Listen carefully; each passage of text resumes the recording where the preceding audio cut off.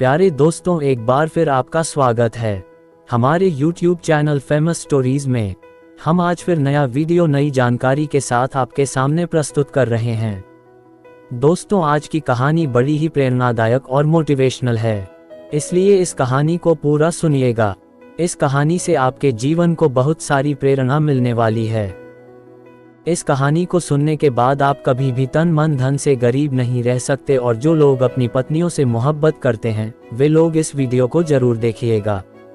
प्रिय मित्रों, हम यह नहीं कहते कि आप अपनी पत्नियों से प्रेम ना करो, प्रेम कीजिए जी, पर उससे पहले इस वीडियो को भी आप पूरा देख लीजिए। आ जाओ, हम कहानी प्रस्तुत करने जा रही हैं। दोस्तों, ये तुलसीदास जी की कहानी है। तुलसीदास का नाम तो आप सभी ने सुना होगा कि तुलसीदास जी एक बहुत ही बड़े संत हुए थे, जिन्होंने रामायण, रामचरितमानस ऐसे कई ग्रंथों का निर्माण किया था। ऐसे कई सारे ग्रंथों की रचना की थी। जो लोग हमसे नहीं जुड़े हैं वह हमारे चैनल को सब्सक्राइब करें, कमेंट करें, ताकि हर आने वाली वीडियो का नोटिफिकेशन सबसे पहले आपको मिले और उसका फ़ायदा उठा सकें। जीवन में एक समय ऐसा था कि वह आम लोगों की तरह आम इंसान थे। जब तुलसीदास का बचपन खत्म होता है और जब पूरी जवानी आती है तो तुलसीदास की शादी रत्नावली से करा दी जाती है। शादी होने के बाद तुलसीदास रत्नावली से बेइंतहा मोहब्बत करते थे, अपनी पत्नी से बेइंतहा प्यार करते थे। तुलसीदास दिन भर गायों को चारा खिलाकर लाता और शाम को अपनी पत्नी को घर पर नहीं पाता तो तुलसीदास बड़ा चिंतित हो जाता था, और अपनी घरवाली को घर पर ना पाकर वह चारों तरफ ढूंढता था, और जब उसके घरवाली उसको मिल जाती थी तो तब जाकर तुलसीदास के दिल में चैन आता था। लेकिन दिन भर अपनी पत्नी रत्नावली का ही नाम जपता रहता था। वह दिन भर अपनी पत्नी को याद करता रहता था। इसके विषय में ऐसा कहा, तुलसीदास जो गाय चराने के लिए जाता था, उनका काम यही था कि सुबह से शाम तक गायों को जंगल में चराते थे और शाम को गायों को घर पर लेकर आते थे। अब एक दिन तुलसीदास की घरवाली तुलसीदास से कहती है कि पतिदेव, तीजों का त्योहार बहुत नजदीक आ गया है और गांव-गांव में झूले पड़ने शुरू हो गए। सभी महिलाओं के भाई उनको लेने के लिए आए हैं, सभी बहन बेटियों के भाई उनको लेने के लिए जा रही हैं, इसलिए मुझे भी मेरे पीहर जाना चाहिए। तब तुलसीदास अपनी पत्नी रत्नावली से कहता है, तुम मुझे छोड़कर चली जाओगी तो मैं किस तरह रहूं? आपके बगैर एक पल नहीं रह सकता। लेकिन रत्नावली कहती है कि पिया जी, बस कुछ ही दिनों की तो बात है, कुछ ही दिनों में रुककर वापस आ जाऊंगी। आपको 2 वक्त की रोटी खाकर आराम से सो जाना। बस कुछ ही दिनों की तो बात है जो गई और यूं आई। जब तुलसीदास जी की पत्नी रत्नावली नहीं मानती तो तुलसीदास अपनी पत्नी को जाने की आज्ञा दे देता है। यारी दोस्तों, तुलसीदास की पत्नी रत्नावली अपने पीहर को चली जाती है। उधर तुलसीदास गायों को लेकर जंगल में चराने के लिए चले जाते हैं। अब दिन भर तुलसीदास अपनी पत्नी का नाम जपते रहता है, रत्नावली रत्नावली रत्नावली। इसी तरीके से उसका दिन तो निकल जाता है और शाम के वक्त सभी गायों को लेकर अपने घर पर आता है। जब घर पर आता है तो घर के दरवाजे बंद दिखाई देते हैं। अपनी पत्नी को नहीं पाकर तुलसीदास का दिमाग खराब हो जाता है। प्यारे मित्रों, तुलसीदास को और कुछ नहीं दिखाई देता है, सिर्फ और सिर्फ अपनी पत्नी रत्नावली। तुलसीदास का इतना दिमाग खराब हो जाता है कि तुलसीदास को एक पल भी चैन नहीं मिलता। फिर भी किसी तरीके से अपने घर के दरवाजे को खोलता है और अपने घर के अंदर प्रवेश करता है तो तुलसीदास को घर में कुछ भी नजर नहीं आता है, सिर्फ और सिर्फ उनकी घरवाली रत्नावली ही नजर आती है। इसलिए दोस्तों, अब तुलसीदास टूटी चारपाई पर विश्राम करने लग जाता है। तुलसीदास को नींद नहीं आती है, बस तुलसीदास के ख्वाबों में उसकी घरवाली रत्नावली चल रही थी। प्यारे दोस्तों, तुलसीदास की आंखों की नींद उड़ जाती है और उसका घर उसको खाने के लिए दौड़ने लगता है। तुलसीदास को ऐसा महसूस हो रहा था कि घर उसको खा जाएगा। तुलसीदास पत्नी से मिलने के लिए उठता है, तभी जोरदार बारिश शुरू हो जाती है। मूसलाधार बारिश शुरू हो जाती है कि चारों तरफ पानी पानी हो जाता है। बारिश थोड़ी रुकती तुलसीदास अपने घर से निकलते हैं। प्यारे मित्रों, जब तुलसीदास अपने घर से रवाना होते हैं तकरीबन 1 बजे का था, यानी कि रात का दूसरा पार्ट चल रहा था। अब तुलसीदास अपनी पत्नी रत्नावली को याद करते हुए अपने घर के दरवाजे बंद करता है और अपने घर से अपनी पत्नी से मिलने के लिए रवाना हो जाता है। तुलसीदास को एक पल का चैन नहीं था।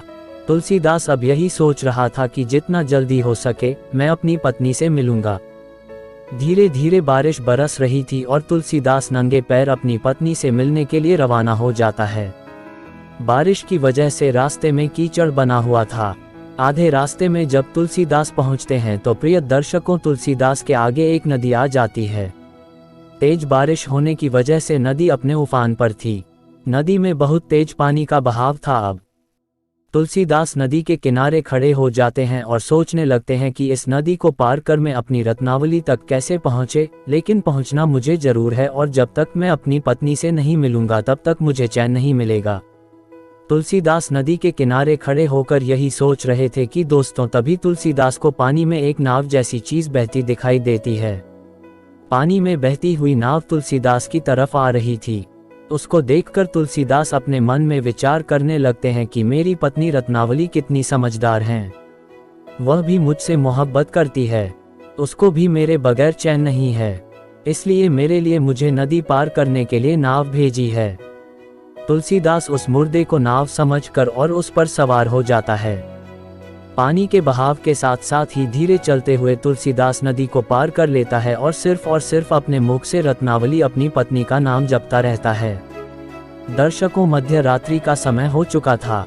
तुलसीदास अपने ससुराल तक पहुंच जाता है। जब तुलसीदास अपने ससुराल में पहुंचता है तो देखता है कि मकान के सारे दरवाजे बंद थे। हवेली के पूरे तरफ से अंदर जाने का कोई मार्ग नजर नहीं आता है, कोई रास्ता नजर नहीं आता है। तब तुलसीदास मकान के पीछे जाता है, यानी कि अपनी ससुराल वालों की हवेली के पीछे जाता है। तो को तुलसीदास देखता है कि जिस कमरे में तुलसीदास की पत्नी रत्नावली सो रही, उस कमरे में एक बहुत ही कम रोशनी में एक दीपक जग रहा था। अब उसको देखकर तुलसीदास बड़ा खुश होता है, सोचने लगता है मेरी पत्नी रत्नावली, उसको भी नींद कहाँ है, वह भी आखिरी भी मुझसे बेइंतहा मोहब्बत करती है, इसलिए रात तक जाग रही है और अपने कमरे में दीपक जला रखा है। प्यारे मित्रों, इसी बात को तुलसीदास जी सोचने लग जाते हैं। अब तुलसीदास जी को एक चिंता सताने लगती है कि मैं अपनी पत्नी तक पहुँचे तो पहुँचे कैसे, क्योंकि चारों तरफ से दरवाजे बंद है, सभी लोग सोए हुए थे। तभी तुलसीदास जी को ऊपर से लटकती हुई एक मोटी रस्सी की तरफ नजर पड़ती है। अब उसे देखकर तुलसीदास बड़ा ही प्रसन्न होता है और सोचने लगता है कि मेरी पत्नी रत्नावली मुझसे कितना प्रेम करती है, वह भी मेरा इंतजार कर रही है। मुझे ऊपर चढ़ने के लिए उसने रस्सा लटका दिया, लेकिन वह रस्सा नहीं था, एक काला अजगर सांप था जो पानी के नाले में होकर लटका हुआ था। जब तुलसीदास अजगर सांप को पकड़कर जाता है, वही ऊपर चढ़ता है और अपनी पत्नी के कमरे में जाता है। देखता है कि तुलसीदास अपनी पत्नी को जाकर जगाता है और कहता है, रत्नावली उठ जा मेरी जान, मैं आ चुका हूँ, अब तुम खड़ी हो जाओ। रत्नावली की नींद टूटती है। वह देखती है कि तुलसीदास, तुम, उनके पति उनके सामने खड़े हैं। रत्नावली बड़ी चौंक जाती है और अपने पति से कहने लगती है कि अरे मूर्ख इंसान, इस समय तुम मेरे कमरे तक आ गया है, यदि तुम्हें आना ही था तो दिन में आता, सभी लोग तुम्हारा स्वागत करते, तुम एक चोर की भांति रात्रि के समय मेरे कमरे तक आ गए हो, इतनी मोहब्बत मुझसे करते हो, इतना प्रेम मुझसे करते हो। तभी तुलसीदास अपनी पत्नी रत्नावली से कहता है कि रत्नावली, तुम भी तो मुझे बेइंतहा मोहब्बत करती हो, तभी तो तुमने अपने कमरे में दीपक जला रखा है और मुझे आने के लिए नदी में नाव भेजी है, और तुम्हारी हवेली के दरवाजे बंद होने के कारण मुझे ऊपर चढ़ने के लिए तुमने रस्सा लटका दिया है, तुम भी मुझसे कितना प्रेम करती हो। अपने पति तुलसीदास की इतनी बात सुनने के बाद रत्नावली और भी चौंक जाती हैं और कहने लगती है कि मैंने तुम्हें कोई नाव नहीं भेजी है और ना ही मैंने कोई रस्सा लटकाया है। प्यारे मित्रों, तुलसीदास अपनी पत्नी से कहता है कि यह देखो, अभी भी रास्ता लटका हुआ है। तब तुलसीदास की पत्नी रत्नावली देखती है, तुलसीदास अपनी पत्नी के प्रेम में अंधे होकर ऊपर चढ़ गए थे, मकान पर चढ़ते थे और जो पानी की नाव समझकर नदी पार की थी, दर्शकों को वो नाव नहीं एक मुर्दा था। जब तुलसीदास की पत्नी अपने पति तुलसीदास से कहती है, अरे मूर्ख, जितना प्रेम तू मुझसे करते हो, जो एक मुर्दे को नाव समझकर आ गए, इसको रस्सा समझकर ऊपर चढ़े हो, इतने अंधे प्रेम में पागल हो गए हो, इतना प्रेम यदि तुम ईश्वर से करते तो तुम्हारी मुक्ति हो जाती है, तुम्हारा जीवन सार्थक हो जाता, इतना प्रेम, इतनी लगन। तब तुलसीदास अपनी पत्नी रत्नावली से कहता है, मेरी बात गौर से सुनो। तुलसीदास कहते हैं, कितना देखकर झूठा भात प्यास ना देखें, नदी का घाट नींद ना देखें, टूटी खाट रत्नावली। मैं तुमसे बेइंतहा मोहब्बत करता हूँ कि तुम्हारे बगैर कुछ भी दिखाई नहीं देता, बस सिर्फ और सिर्फ तुम दिखाई देती हो। तब रत्नावली अपने पति तुलसीदास से कहती है कि मूर्ख इंसान, कितना प्रेम तुमने ईश्वर से किया होता, इतना लगाओ तुमने ईश्वर से किया होता तो तुम्हारा जीवन सार्थक हो जाता, साथ में मेरा जीवन भी सार्थक हो जाता है। यदि तुम्हारी थोड़ी सी भी शर्म है तो इसी वक्त से निकल जाओ, मेरे घर से निकल जाओ, भगवान की भक्ति करो। मेरे अंदर ऐसा कुछ नहीं है, मेरा यह मिट्टी का शरीर है, धर्म मेरा शरीर है, इसके पीछे तुम इतने पागल हो रहे हो। इस पागलपन को छोड़ो और तुरंत इसी वक्त मेरे महल से निकल जाओ, मेरे घर से बाहर निकल जाओ। और तुम सच्चे मर्द हो तो आज के बाद मुझसे प्रेम करना छोड़ दो, और जितना प्रेम तुमने मुझ पर किया है उसमें से अधिक मात्र भी यदि तुम ईश्वर से प्रेम करने लगे तो तुम्हारी मुक्ति हो जाएगी। प्यारे मित्रों, तुलसीदास की पत्नी रत्नावली कैसी महिला, कैसी स्त्री होगी जिसने अपने पति को इतना बड़ा ज्ञान दिया। दोस्तों, आज के ज़माने में जो स्त्रियां होती हैं, यदि उन स्त्रियों के साथ कोई मर्द ऐसा करता है तो वह पत्नी अपने आप को भाग्यशाली समझती है। यह सोचती है कि मैं बड़ी भाग्यशाली हूँ जो मुझे कितना प्रेम करने वाला पति मिला है, मैं बहुत खुशनसीब हूँ जो मुझे इतना प्रेम करने वाला पति मिला है। आज की महिलाएं ऐसा सोचती है, लेकिन प्रिय मित्रों, रत्नावली कितनी भाग्यशाली होगी जिसने अपने पति को एक ऐसी प्रेरणा दी, ऐसी प्रेरणा दे दी कि उसका पति तुलसी से तुलसीदास बन गया और अपनी पत्नी का त्याग करके भगवान की भक्ति में लग गया।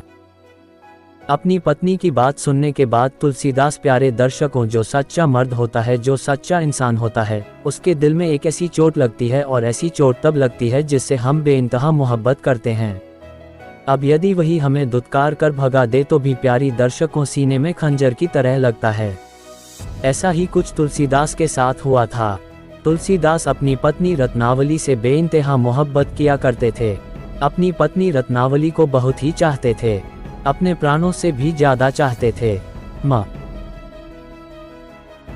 मेरे प्यारे दोस्तों, जब रत्नावली अपने पति से ऐसा कहती हैं, यदि तुम्हारे अंदर थोड़ी सी इज्जत, थोड़ी सी भी लाज शर्म है तो तुरंत मेरे महल से इसी वक्त निकल जाओ, और जितना प्रेम तुम मुझसे करते हो उसमें से क्षण मात्र भी यदि तुमने ईश्वर से प्रेम किया होता तो तुम्हारी मुक्ति हो जाती। तुलसीदास के सीने में ऐसा घाव हो जाता है और तुलसीदास उसी वक्त अपनी पत्नी को छोड़कर जाते हैं और चले जाते हैं, जंगलों में चले जाते हैं, और वहां पर बहुत चर्चा करने के बाद श्री राम के साथ रहते हैं। प्यारे दर्शकों, तुलसीदास रत्नावली का पति अब तुलसी से तुलसीदास हो जाते हैं। प्रिय मित्रों, तुलसीदास पर प्रभु श्री राम की अति कृपा हुई कि तुलसी से तुलसीदास बन जाते हैं। इसलिए कहते हैं कि अपनी पत्नी से इतना भी मोह मत रखो, इतना भी बेइंतहा प्रेम मत करो कि तुम पागल हो जा। तुलसीदास के प्रथम गुरु उसकी पत्नी रत्नावली ही थी, जिन्होंने अपने पति को एक ऐसा मार्ग दिखाया, ऐसा एक भक्ति का मार्ग दिखाया जिससे तुलसी से तुलसीदास बन गए। और दर्शकों, तुलसीदास जी ने रामचरितमानस, रामायण जैसे ग्रंथों की रचना की है। आज की प्रेरणादायक कहानी यहीं समाप्त होती है। हम उम्मीद करते हैं कि आज की छोटी सी कहानी आपको पसंद आई होगी। अगर पसंद आई है तो वीडियो को एक लाइक और चैनल सब्सक्राइब जरूर करें। धन्यवाद।